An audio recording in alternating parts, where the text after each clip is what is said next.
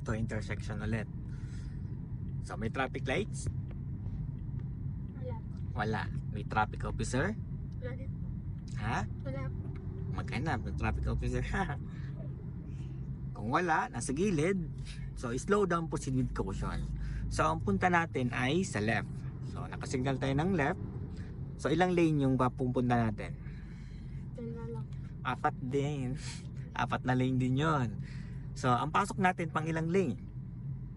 Pang una po. Pang tatlo. Pang tatlo po. Yung unang lane, second lane, third lane. So mapapansin mo may traffic officer nandun. Ayun. So slow down lang pag ikaw pinapago. So tayo makikinig tayo doon.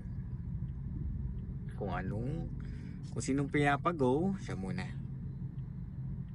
So lapit na konti doon sa left. Lapit ka ng konti doon sa left. Yan. Pang ilang lane tayo papasok? Tatlo po. Patatlo. Huwag kang papasok ng fourth lane. Tandaan mo, kasi ang mga galing dito sa right, dun sa fourth lane na pasok. Lahat ng galing dito papuntang left, sa third lane papasok. Tanggal ang brake. Okay, gas na konti.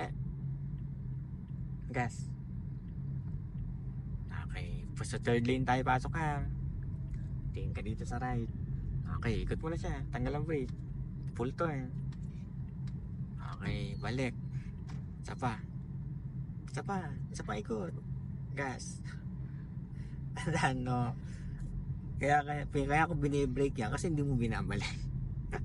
Kaya tandaan mo, iisipin mo lagi yung sasakyan, yung ating manubela kung saan napunta.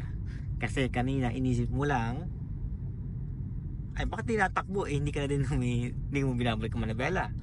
So, bine-brake ko siya kasi pag hindi ko binirake, saan tayo pupunta? Sa kabila. So, mababangga mo, sasabitan natin yun sila.